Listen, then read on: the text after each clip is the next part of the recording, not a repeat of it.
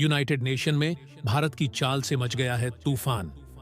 चीन और रूस के उड़े होश। क्या भारत अब बनेगा छठा परमानेंट मेंबर? और क्या मिलने वाली है वीटो पावर? जानिए इस खबर के पीछे की पूरी कहानी। उससे पहले आप इस वीडियो को लाइक और चैनल को सब्सक्राइब जरूर कर लें और कमेंट में जय हिंद जय भारत जरूर लिखें। दोस्तों, इस समय पूरी दुनिया यूनाइटेड नेशन में भारत की बढ़ती ताकत पर नजर गड़ाए हुए है। हाल ही में जो घटनाएं घटी है उन्होंने अंतर्राष्ट्रीय राजनीति को हिलाकर रख दिया है। भारत ने ऐसी रणनीति अपनाई है कि जिन देशों की यूनाइटेड नेशन में दादागिरी चलती थी, अब वे भी भारत के समर्थन में आ खड़े हुए हैं। हालात ऐसे बन रहे हैं कि जल्द ही भारत को यूनाइटेड नेशन के 5 परमानेंट मेंबर्स में छठा परमानेंट मेंबर के रूप में मान्यता मिलने की चर्चा है। और इससे भी बड़ी बात यह है कि भारत को वीटो पावर मिल सकता है। यह वही ताकत है जिसने अभी तक दुनिया के सबसे बड़े फैसलों को प्रभावित किया है। लेकिन दोस्तों, असली धमाका अभी बाकी है। खबरों के बीच एक ऐसी जानकारी सामने आई है जिसने चीन, भारत और रूस को एक बार फिर से एक साथ खड़ा कर दिया है। इसी समूह के रूप में यह देश अब दुनिया की सबसे बड़ी शक्तियों के रूप में अपनी ताकत को यूरेशिया की ओर शिफ्ट कर रहे हैं। और इस बदलाव का पूरा नियंत्रण भारत के हाथों में आने वाला है। तो दोस्तों, क्या अब भारत यूनाइटेड नेशन और यूरेशिया की नई महाशक्ति बनने जा रहा है? क्या चीन और रूस भारत के साथ मिलकर नए समीकरण बना रहे हैं? यह घटनाक्रम आने वाले दिनों में पूरी दुनिया की राजनीति को बदल सकते हैं। इस खबर से जुड़े रहिए और जानिए कैसे भारत अपने कदमों से दुनिया का भविष्य बदल रहा है।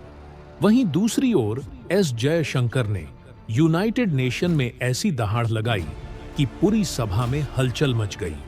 उन्होंने साफ कहा कि अगर भारत को यूनाइटेड नेशन में परमानेंट सदस्यता नहीं मिलती है तो यह कहीं ना कहीं यूनाइटेड नेशन की खुद की कमजोरी मानी जाएगी। जयशंकर का यह बयान इतना दमदार था कि उसके बाद पूरे यूनाइटेड नेशन में आग जैसी स्थिति बन गई और चीन के होश उड़ गए। संयुक्त राष्ट्र महासभा के अध्यक्ष डेनिस फ्रांसिस ने भी भारत को लेकर बड़ा बयान दिया। उन्होंने कहा कि अब यह साफ हो चुका है कि भारत का ओहदा दुनिया में काफी बढ़ चुका है। साथ ही उन्होंने यह भी चेतावनी दी कि अगर भारत को परमानेंट सदस्य नहीं बनाया गया तो निश्चित रूप से यूनाइटेड नेशन बर्बाद हो जाएगा और इसका जिम्मेदार कोई और नहीं बल्कि खुद यूनाइटेड नेशन होगा। अपनी स्पीच के अंत में फ्रांसिस ने चीन को बड़ी सख्त वार्निंग भी दी, जिससे चीन की परेशानियां और बढ़ गई।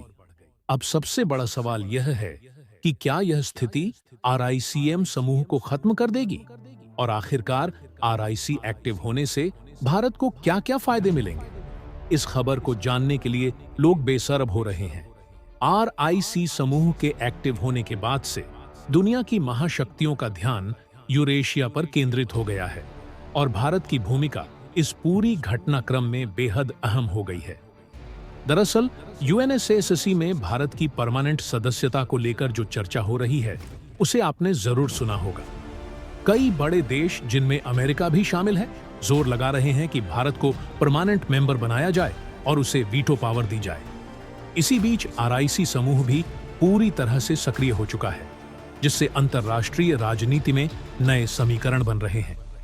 दरअसल RIC समूह कुछ और नहीं बल्कि रूस, इंडिया और चीन का त्रिकूट सम्मेलन है, जो एक बार फिर सुर्खियों में आ गया है। आखिर इसके पीछे की वजह क्या है?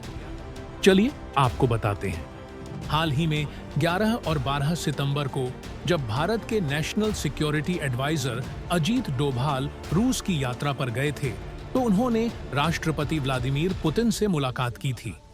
मुलाकात के दौरान भारत और रूस के रिश्तों पर चर्चा हुई, लेकिन इसके अगले ही दिन चीन के विदेश मंत्री वांग यी वहां पहुंचे और यहीं से इस बैठक ने एक त्रिपक्षीय मोड़ ले लिया।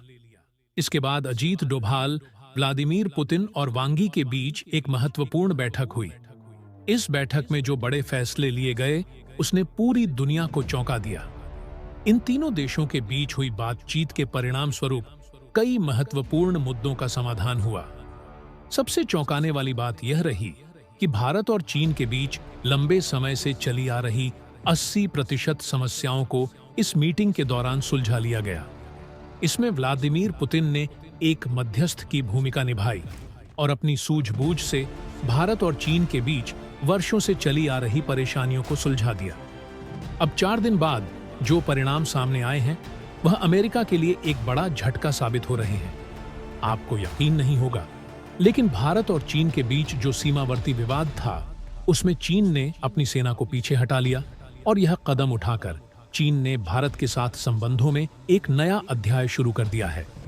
उस पर चीन ने सम्मानपूर्वक अपने सैनिकों को पीछे हटाते हुए यह साबित कर दिया कि भारत और चीन एक बार फिर भाई भाई बनने की स्थिति में है। हालांकि इस संबंध में कोई मित्र या शत्रु नहीं होता, बल्कि फॉरेन पॉलिसी ही कुछ ऐसी होती है।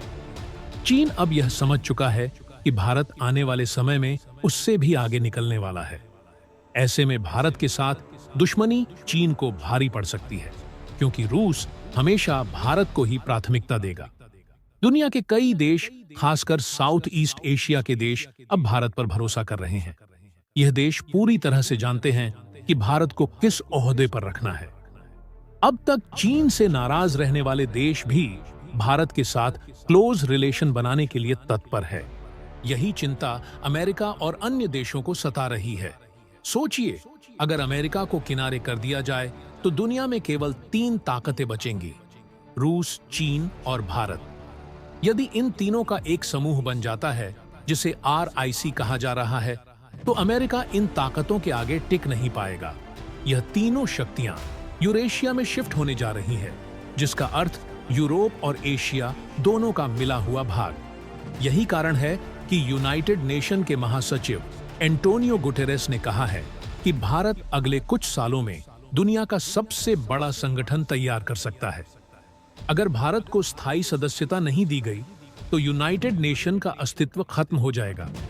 महासभा के अध्यक्ष यांग ने भी चेतावनी दी है कि 22 सितंबर को होने वाली बैठक में भारत को स्थायी सदस्यता का अंतिम मौका दिया जाएगा।